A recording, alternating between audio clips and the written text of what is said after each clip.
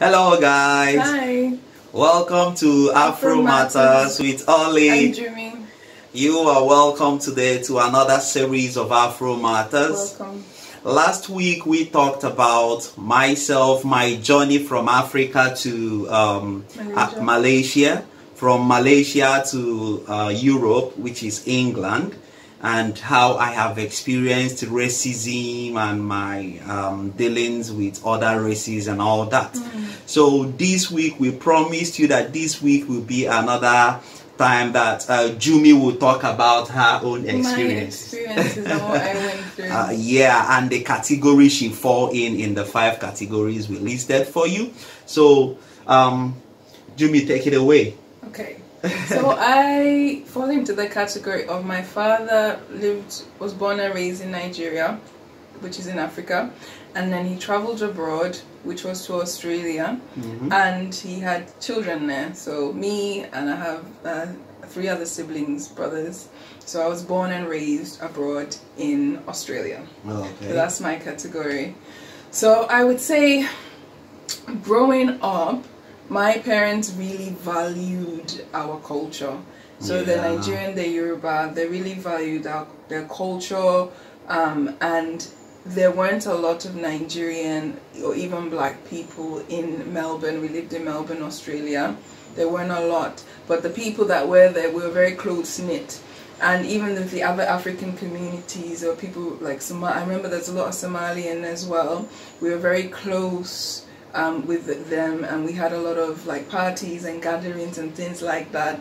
So, but the school I went to, so my primary school... Sorry for interrupting you. When you say you are very close, is it close as African community or close as a Yoruba community? Like African community. African community. African community, Nigeria, like the Nigerian community, which was there, which wasn't a lot, but the African community was very close. Oh, okay. Yeah. Oh, okay. Yeah. All right.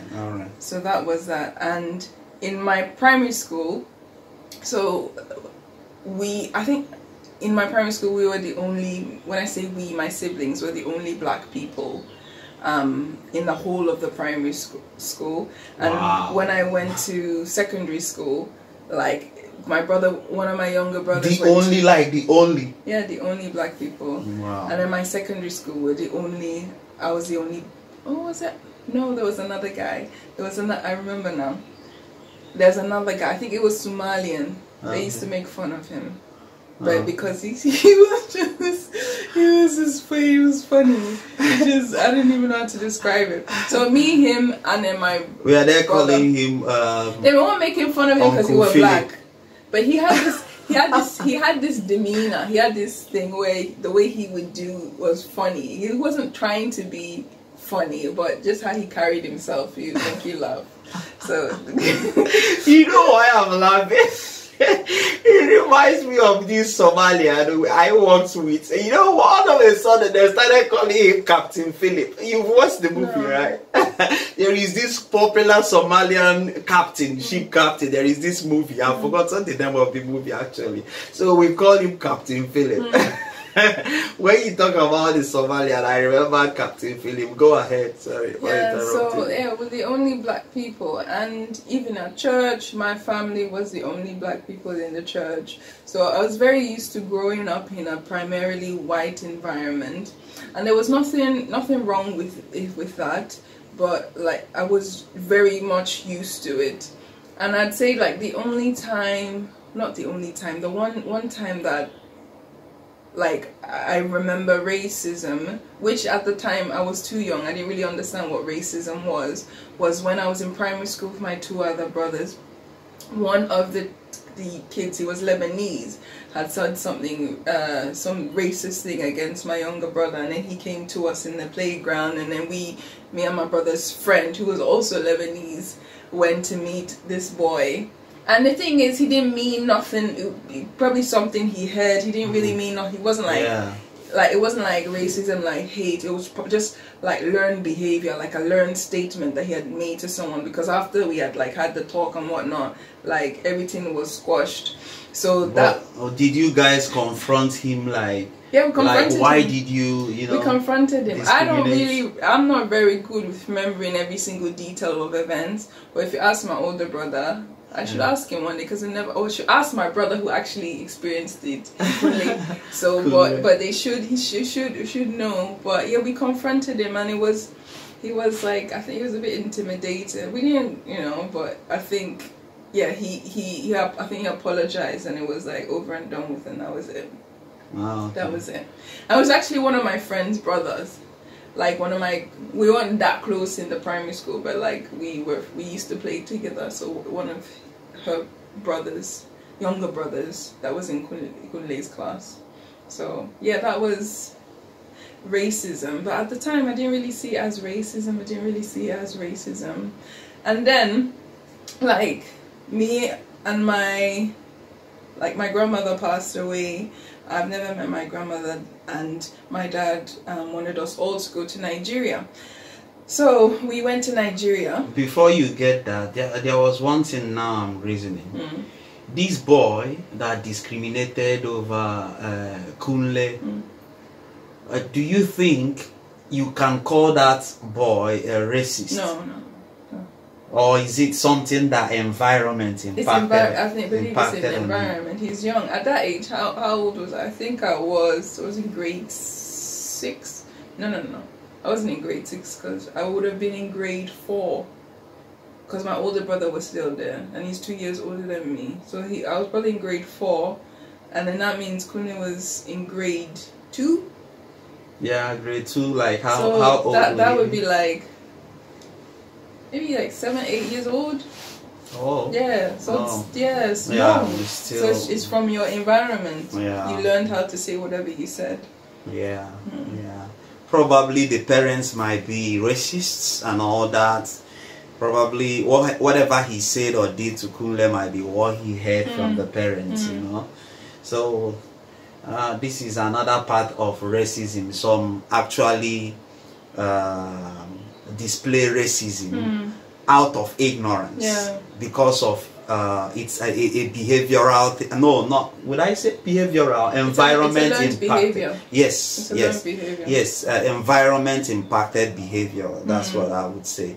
Yeah, please go on. Yeah, so we went to my grandmother passed away, and we went to Nigeria, and we went there for the burial. So me and my siblings and my parents. And it was just the very first time I went to Nigeria, and it was like what I remember so much is that just leaving the airport and seeing so many black people. It's like, and it sounds so crazy. And the thing is, unless you won't really understand it unless you grew up in a majority white country.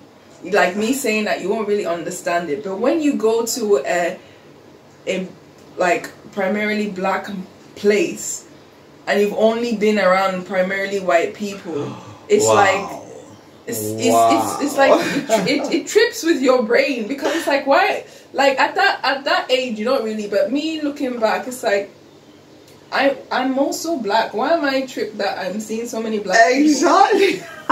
Do you know what? Like, was I thinking I was white the whole time? Was I thinking Do you know what? I completely understand what you're talking about. I might not understand it completely because I wasn't born abroad. Yeah, I was born in Nigeria. I did all my primary, secondary, and tertiary education in Nigeria before I left. But when I left, I stayed like 8 to 9 years before I came back. I left and I never came back. I stayed up to like 8 years before I eventually traveled back to Nigeria. When I came out of the airport, everyone I saw was black. It was like, wow.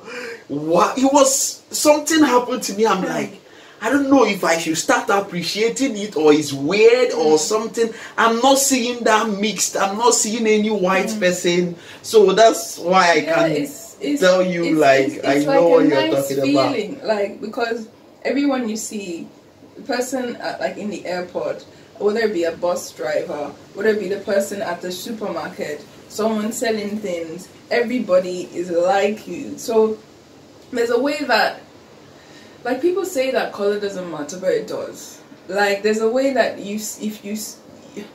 when you see somebody's color, you kind of affiliate them with a particular position. Because if you've only seen someone that looks a particular way in a certain place,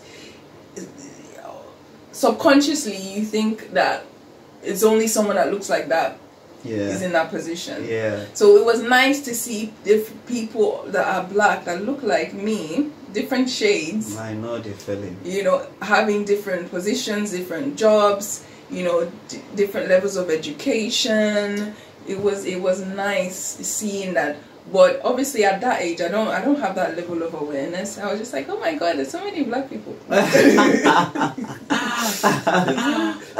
Like, how old were you then? I was 14 years old. 14. Yeah, so you are getting mature. Mature, but not mature like I am now. But yeah, it was nice. And after... And how long did you stay? I think 3 months, 3 or 2 months. Yeah. Only? Yeah, because it was during Christmas holidays. It was like December. I think it was like late November, December, January. And came back. You later went back. Yeah. So stayed there for a while. I really enjoyed it. And then when we came back, I told my parents, Mom, Dad, I want to go back. That is the African woman right there. I want to go. I said, I really want to know my culture. I really want to know, you know, just like my culture and all of that. And then they're like, are you sure? Are you really sure? You know, you want to go? It's not going to be like when we went there on holiday. It's very different.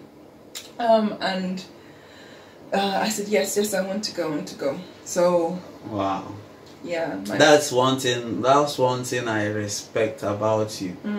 That decision is not an easy one, you know, to make that decision of going back to Africa on your own, you know, without your parents. A lot of parents send their children there because they're naughty. Like, but you made the decision yourself. I wasn't a naughty girl. I chose to because I wanted to know my that is will. That is some strong will there, honestly. Because some parents, when they are here, maybe their children might finish primary education, they will send them back to Africa to do secondary education, so they will learn about their culture and tradition, and I respect that.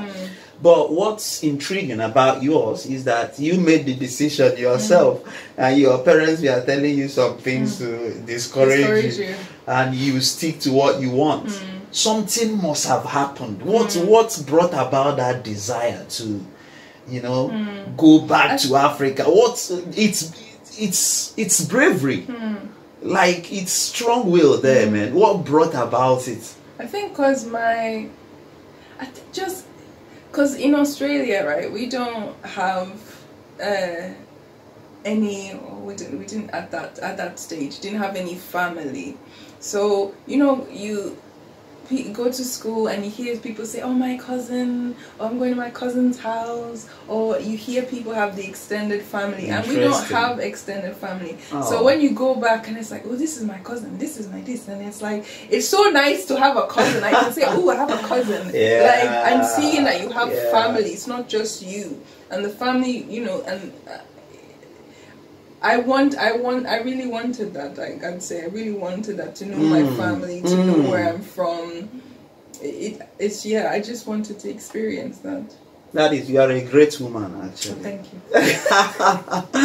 You are a great woman. Like, you've told me this story, and that is one thing that I took out of your story. I said, this act of a 14-year-old girl that traveled back to Africa, wanting to go back to Africa without the parents. So it's not strange, but some teenagers will be like, oh, daddy, let's go to Africa this December. They won't be on holiday. Yes, they won't be brave enough to say, I want to go there and stay. Yeah, like one of my colleagues, I asked her the other day, she's from Ghana. I said, oh, have your children been to Ghana? She said, oh, yes. 2 years ago, they liked it. They really liked it, and they want to go again on holiday. So they really liked it, but they were saying holiday. I was like, no, I want to go there. I want to go and school there for a year. So yeah, I'm not, you know, I never really look at it like that. I don't know, maybe because of my personality, but yeah, I went and well, I really... Well, when you went back to Nigeria, you stayed. What was the experience like compared to the experience we are having in Australian schools?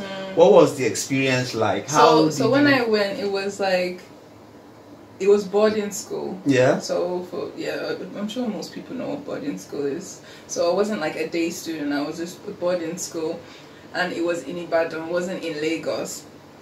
And I really, it was challenging. It was challenging. Like, and it helped shape who I am today. I was gonna say, if they told me to do it again, would I do it? And it wasn't that bad that I wouldn't do it again. Yeah. But it was challenging. It was challenging because, of course, it's expected. But the school I went to, there were a lot of children from like America or UK, because it was an international school. So I wasn't the only international person, but I was the only international person from Australia. Everyone was like, "Oh wow, Australia," and kids would make fun of the way I would speak. You know, like some boys, not everybody, but some boys would make fun.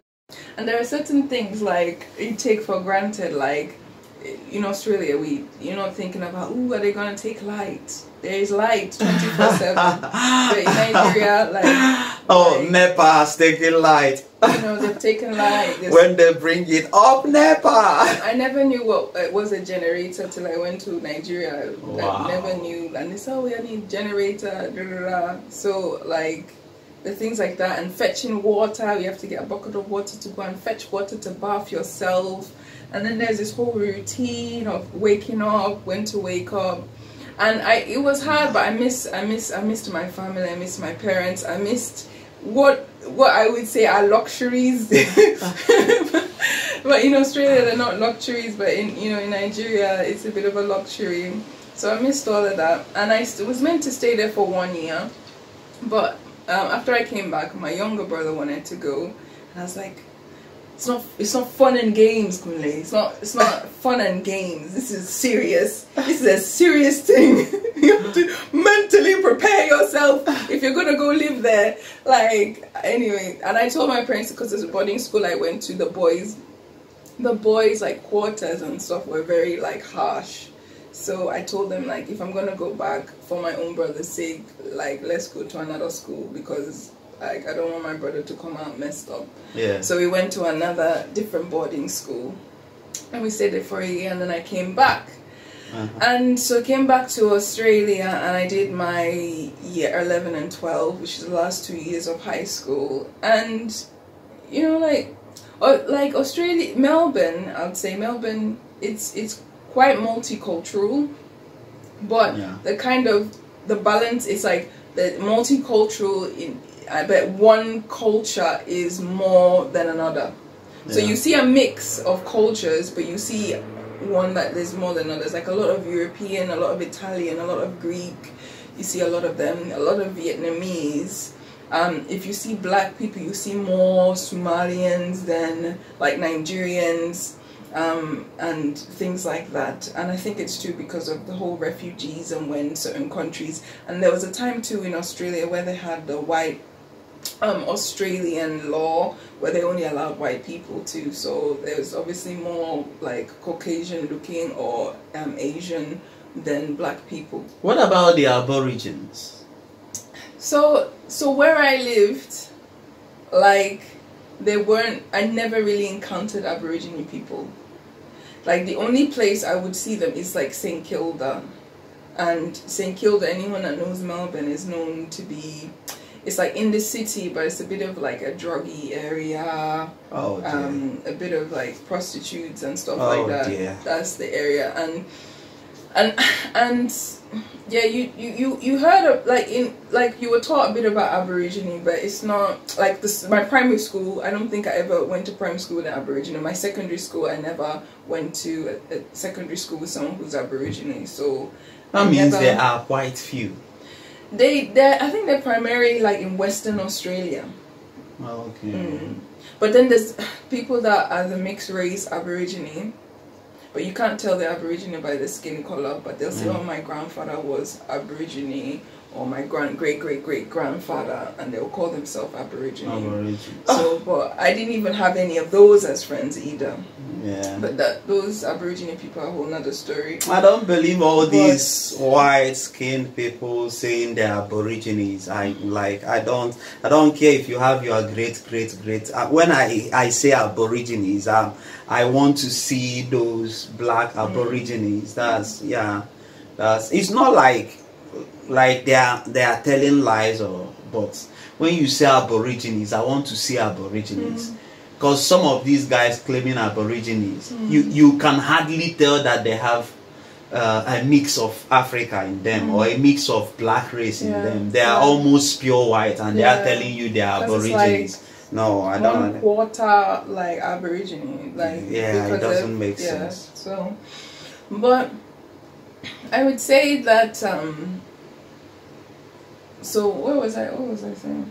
I don't even know. You not I've been around Aborigines, yeah. So as I grew up, started working and things, like I won't completely attribute me not being able to get a job because it's racism. But then certain places, like when I got a job and I was working in like a hospital and I was working as a healthcare assistant, there are some ways that people would talk to you, like not everywhere, but certain people, and they would be white, and they talk to you as if you are not intelligent, as if you are a refugee, like all black people, as if all black people are refugees. And at that time that I was working, I was actually studying to get my degree as well. So it was just disheartening, and to for people to talk like that. And then the thing is, when you tell other people, someone who's not black, the situation, some people may think, oh, you're reading too much into it. But it's until you tell somebody that has been through what you've been through and explain the situation, they'll know that, oh, okay, yeah, that's happened. That's happened to me before. That's happened to me. So. But do you know what's interesting? What's interesting about your story is you going back to Nigeria, staying 2 years. The question is, how did it affect you when you are now back? You now came back to Melbourne. Did it give you a sense of self-worth? It did. I really valued who I was. Exactly. And I think too, at that stage too, I will say that I got to know who God really is, and I gave my life to God, even though I'm from Christian family. So that all of that really kind of solidified who I am, because, and like the certain things that I went through, like at work, I'm really grateful that I went to Nigeria and found out my identity, because if not, like, as much as I was born and raised in Australia, certain situations like that make you realize I'm not Australian. Like, people will, as much as I was born here, on my passport, my birth says Melbourne, I'm not going to be considered an Australian. Like, people still come to me, even though I'm born there. Like, and I know I don't have an Australian accent. But in Australia, like I mentioned before, like different parts of Australia, like depending on someone's background, like if they're like Vietnamese or if they're Lebanese, they have this particular accent, and they're from Australia, but they don't have that good day mate type of accent. But yeah, people would still ask me, oh, where are you from? I am one of those people. Where are you from? I am one of guys. When I met her, she never sounded Australian, and when I met Jumi, like I've worked for Australians, but it was over the phone. So and I know how they sound, I know their accent very well. So when she says she's Australian and I'm not hearing that accent, I'm like, is this girl lying to me? I almost hated her for it. Like, I thought she was lying. Yeah, I almost hated, because I don't like people that act up. Like, I don't like people that are full of drama. But that goes back to the thing. There are African people pretending they're from Western countries because so that they can appear a certain way. Exactly. And that's the whole thing. Exactly. Because that's how you almost appeared to me, because I thought you were in that category of African people pretending to be Europeans. They will try to change their accent to sound European, and you can hear, because no matter how you pretend to, you would give up the fact that you are not from Australia from your accent. You can't stretch it for a long time and people will know, hey, this person is not. So when she's sounding, I say, there is something about Jumi's accent. I can hear Nigeria in her accent. Actually, she sounded like a Nigerian that have this centralized accent. Her accent is very clear and very likable. I mean, you can hear her speak. Yeah, her accent is clear, but it is not Australian. And I can't give it to Nigerian accent. I say, what accent is this? Where is this girl? There is something about this girl. I don't believe she's Australian. But when I get to know her, know like she's genuine and honest, I got to know. I realized, okay, she was actually telling me the truth. That was when I even found it, like, I deemed it necessary to discuss it with her, because when I was doubting her, I didn't say a word. I'm like, okay, this fake girl, I don't like fake people. I don't like fake people. I thought she was fake, but I let her realize that, yeah, she's honest and genuine. So that was when I discussed it with her. So there are people that would be like, oh, so the whole thing of, where are you from? And I said, oh, I'm from Nigeria, but I was born in Australia. I said, oh, so you're Australian then? You're Australian, mate. I'm like, yeah, I'm Australian. They will dump Nigeria. Yes, but if the thing is, if they ask where you from, and I'm like, I'm from Australia, it wouldn't end there. Yeah. It would be like, oh, but where are you? Because I'm black. It's like, so where are you from? Your father, oh, from Nigeria. Oh, okay, you're not. Oh, that's nice. You're Nigerian. Forgetting that it's actually blacks that own Australia. It is painful, man. So, and because of experiences like that, time and time again, I know that I can like, although I'm Australian, I will never be considered Australian. Yes. Because of my skin color, I always have to explain my heritage. Well, the funny thing is, though, here in England, once I say I'm Australian, that's it. It's like I'm Australian. Yes. They don't even count that I'm Nigerian. Yes, it's different here. Here, it's like, oh, Jumi, the Australian. Like that's it. It's not like as much as I tell them I'm Nigerian or I'm going to Nigeria or December or whatever. They know I'm Nigerian. They know it, and they consider me Australian. But in Australia, it's not like that. It's so funny. It's really strange. Oh, it's really strange. God. And I think throughout, especially everything that's going on in the world with like black people and stuff, it's made me quite reflect on why I did certain things. And I was reflecting before, but it just makes you reflect a little bit more. And you said when you were in, your experience made you more prideful. Yeah. But I wouldn't say I'm a people pleaser. I wouldn't really say that. I'm kind of like, I'm going to do my own thing. But at the same time, I guess, like, it made me more self-conscious. Yeah. Like, there are certain things, it's like, ooh, like, let's not make too much noise in public because of the stereotypes of black people. I wanted to avoid looking like the stereotype. That's it. I wanted to avoid looking like the stereotype. Like, had stereotypes of black men being angry or black men being aggressive. Yeah. So you would try not to be aggressive. You want to prove them wrong. Like, or black people being loud. Let's not be too loud in public. Yes. Because I won't say that, but that's in my mind. Let's not be too loud in public, so that these white people don't think that all black people. Like, I wanted to be the exception, so they know that we're not all like that. Yes. like you at a time you find out that you are defending your image consciously or unconsciously. You are defending what they have painted you to be. Like in a situation where, let's say in your house something will happen, you will be loud about it, you will confidently speak out and be like, no, I don't like that, don't do that again. But when you are outside with other races, you would want to prove them wrong, that we are violent people. You want to prove them wrong. You'll be like, okay, let's just let it go. And not that you are intimidated, but you find out that you keep trying to prove yourself or defend your image. Yes. So consciously or unconsciously, it happens to me all the time.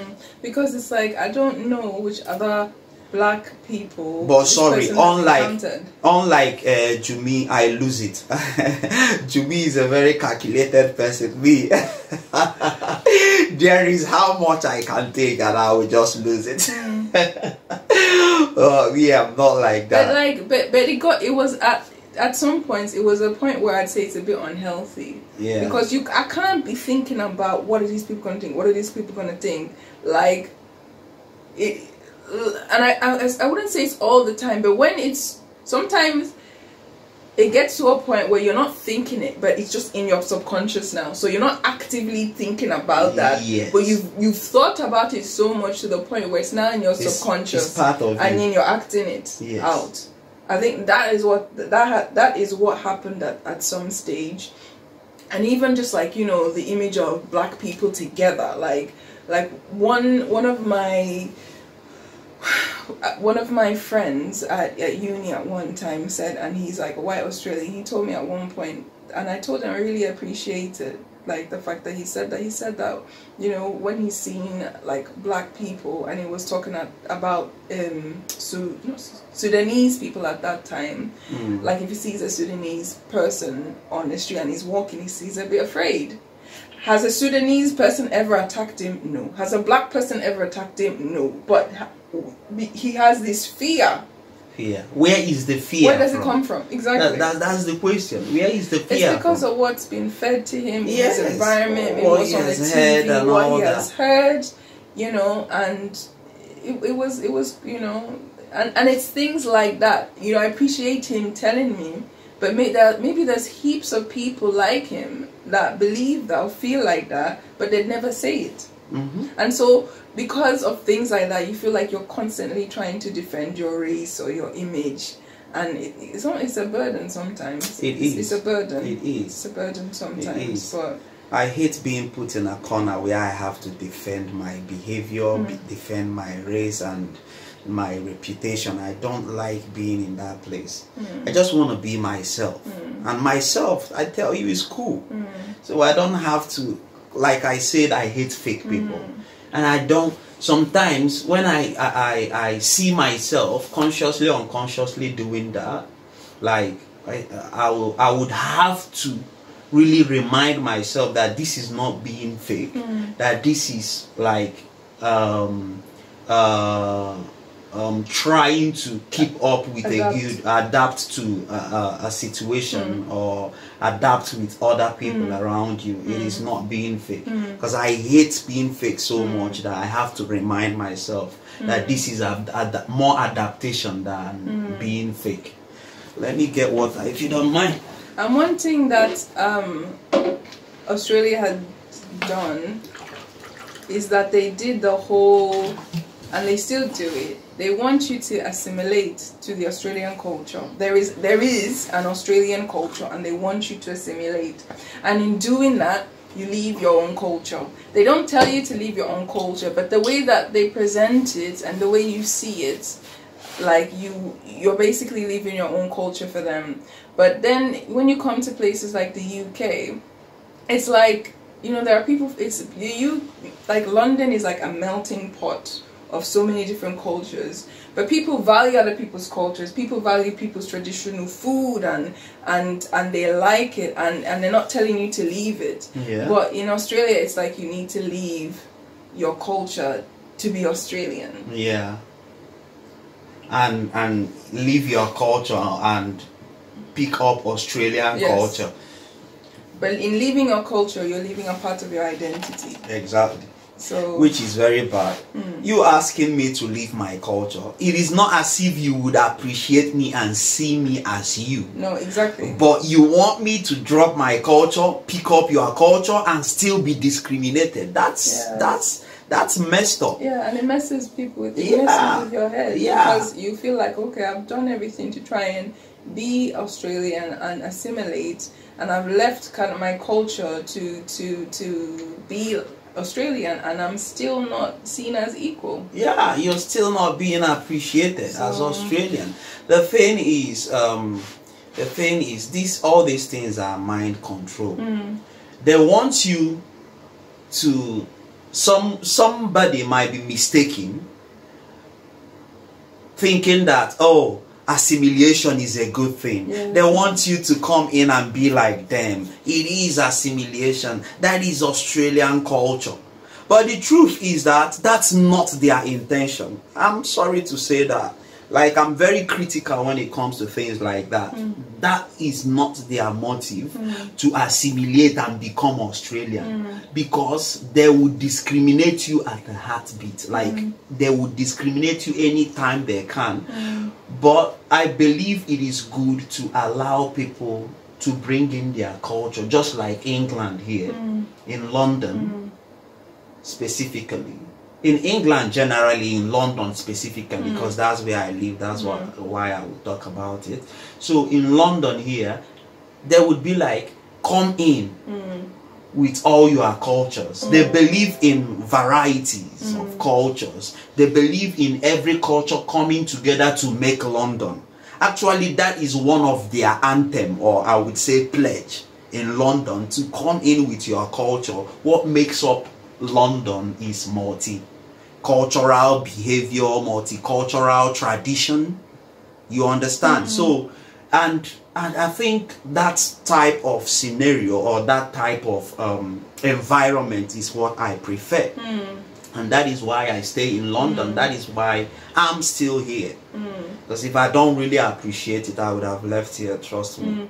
And that type of assimilation, it can either make you, like we said, leave your culture and assimilate another culture, or you can be like, you know what, I'm not going to leave my culture, and then you stay in your bubble of everybody you know, everybody that looks like you, you know, which is not a bad thing, but you know, it's good to meet different people, different backgrounds, different experiences. But when you're kind of put in that, you know, put in that position, they don't directly say drop your culture or not, like they don't say that, but when you meet people and different situations, and the way that it is, like you see like a lot of like Chinese, South Korean people, you see them together, and you see other people together. There are people that still integrate, but you see a lot of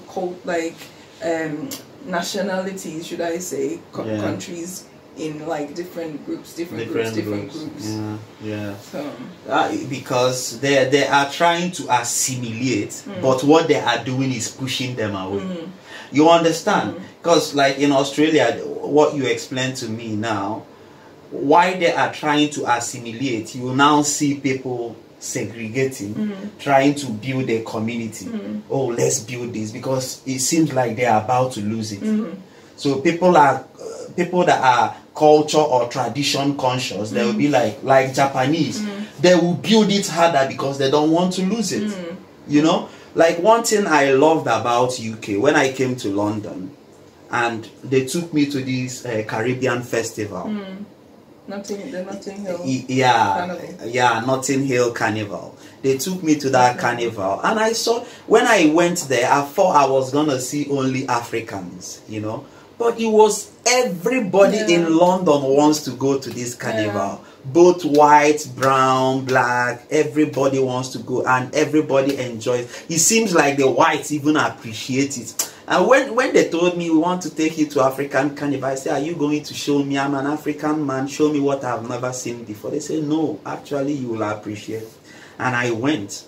When I went, I actually did appreciate it, because I didn't just appreciate the shows and the music and the dances and the colorful attires. I enjoyed seeing other people, how the expression on their face, you know, the variety. I enjoyed it. That was one thing I appreciated about London when I came in here. So I mean, it is good to be like to have varieties. Yeah, that is what made up London. That is why London is a multicultural place. You know? Yeah. So that's my story in a nutshell. That's Jumi's story. So I guess I would say, so my experience kind of made me feel like I needed to, I didn't want to be like the stereotypes. It didn't make me prideful like Ollie, but I didn't want to be like the stereotypes. So sometimes more confident. I want you to use that word, confident. Sorry, confidence. Yeah, it built up confidence. Because if you say prideful, people will think I am like African pride. I'm talking about African pride. So so okay, made you more confident. More confident. It made me more self-conscious in a way that I didn't want to look like the stereotypes. And I always wanted to have a good image, or you know. So that's how it made me. And sometimes it was not really healthy, but I guess over the years, you know, I've kind of dealt with it, and it's made I don't do it as much, and I do, or if I do it, it's in a more healthy way. So yeah, that's how it affected me. And guys, whoever is watching this, I want to advise you guys. I mean, if you have kids abroad, please take them back home. It does a great job. Like, take them back home, let them stay. If possible, let them have their high school, secondary school in Africa. Take them back. It will do a lot. It will help them a lot. Just take them on holidays and just, you know, teach them your culture, teach them their identity, because there'll be a day, it doesn't matter where they live outside of where their heritage is. There's one day that something will happen to them and they'll question who they are and where they're from. Exactly. So it's better you prepare them by teaching them who they actually are and where they come from. Yes, because Jumi here, she said it was 2 years, but the impact that 2 years did to her, I mean, it seemed like she stayed 10 years in Nigeria, because she had this. When you are with Jumi, you will see this Nigerianness. You will see, you would hardly believe that she was born in Australia and she grew up in Australia. So like when she told me her story, I'm like, was it just 2 years? She said yes. The thing is, I personally integrate very well in my surroundings naturally. Naturally, I integrate well, so I think that's what helped. Yeah. All right, guys. I mean, that's about it.